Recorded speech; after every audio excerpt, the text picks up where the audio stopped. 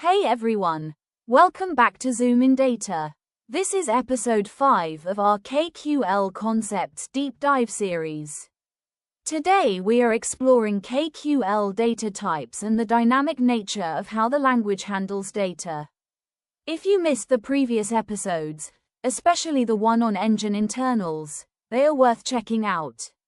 Let's get started. Here is our roadmap for today. KQL supports a rich set of data types for different needs. Scalar types include numeric, string, datetime, Boolean, and GUID. Complex types include arrays, bags which are dynamic objects, and the dynamic type itself. The dynamic type provides schema-on-read flexibility for semi-structured data. This flexibility comes with performance trade-offs. Understanding these types helps in designing efficient schemas and queries. And this topic appears frequently in Azure and KQL-related interviews. Let's dive into the details. Let's start with scalar data types in KQL. Numeric types include int, long, real, and decimal for different precision needs. String type is used for text data and supports case-sensitive and case-insensitive comparisons. Datetime type represents timestamps with nanosecond precision. Timespan type represents durations such as hours, days, or minutes. Boolean type handles true, false values. GUID type stores unique identifiers. These basic building blocks cover most structured data needs in KQL. Now let's look at complex data types in KQL. Array type stores an ordered collection of values of the same type. Bag type is an unordered collection of key-value pairs, similar to a JSON object. Dynamic type is the most flexible type and can hold any valid KQL value. Dynamic can contain nested arrays, bags, scalars, or even mixed structures. Dynamic enables schema-on-read for semi-structured and evolving data. This is one of the strongest features of KQL when dealing with logs and telemetry. Look at this nested structure tree. It shows how powerful the dynamic type really is in KQL. At the root we have dynamic. That's the starting point.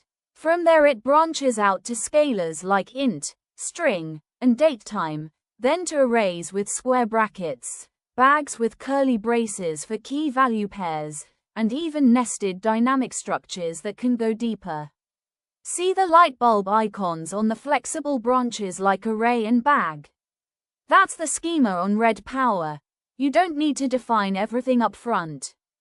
But notice the locked box on some rigid parts. Those remind us that too much nesting can add overhead. This tree is why dynamic is perfect for messy logs and JSON. It adapts on the fly. The dynamic type brings incredible conceptual flexibility. Dynamic allows ingestion of JSON, CSV with varying columns, or evolving schemas. Schema is discovered at query time instead of ingestion time. Operators such as bag_unpack, mv_expand, and extract_JSON_path work well with dynamic. Dynamic makes KQL ideal for real-world telemetry and log data. Flexibility comes at the cost of some performance overhead. This is why dynamic is so powerful when schemas change frequently or are unknown in advance. Every powerful feature has trade-offs. Benefits include schema flexibility and ease of handling semi-structured data. Drawbacks include slower query performance compared to strongly typed columns. Dynamic columns cannot be indexed as efficiently as scalar columns. Large dynamic structures consume more memory during query execution. Best practice is to use dynamic only when schema variability is high. Knowing these trade-offs helps you design better tables and write more efficient queries. Look at this balance scale. It sums up the dynamic type trade-off perfectly. On the left pan, flexibility is way heavier. Icons for JSON blobs and changing schemas show why dynamic is awesome. It handles evolving or semi-structured data without forcing a rigid schema up front. On the right pan, performance is lighter. The slow speedometer and high memory usage icons remind us that dynamic costs more in query speed and resources because it can't be indexed or optimized as well as fixed scalar columns. The arrow tipping it back says, use dynamic wisely. Go dynamic only when you really need that flexibility, otherwise stick to scalars for faster, more efficient queries. That's the key takeaway for real-world KQL design. Why does this topic matter in interviews? Interviewers often ask about dynamic type and when to use it.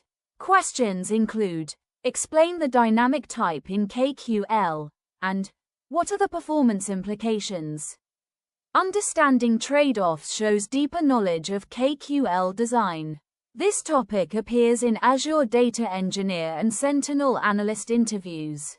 Being able to explain both the power and the cost of dynamic gives you a real advantage. To wrap up, KQL offers scalar types for structured data and complex types for flexibility. Dynamic type enables schema on red for semi-structured and evolving data. Dynamic provides great flexibility but introduces performance trade-offs. Use dynamic when schema variability is high. Prefer scalar types when possible. Understanding these concepts improves schema design and query efficiency. That's episode 5 done. Thanks for spending time with me on ZoomInData. Next in episode 6, Query Pipeline and Data Flow, we will explore materialization, lazy evaluation concepts, and how data really moves through KQL queries. Homework to lock this in. Explain to someone or out loud, what is the dynamic type in KQL and when should you use it? Think of a real log example where dynamic is better than fixed columns. Answer this interview favorite. What are the performance trade-offs of using dynamic? If this helped, like the video, share it with anyone prepping for Azure interviews, subscribe for episode 6, and drop a comment with your biggest takeaway today. Thank you so much for watching ZoomInData. See you next time. Keep zooming in on those concepts. Bye for now.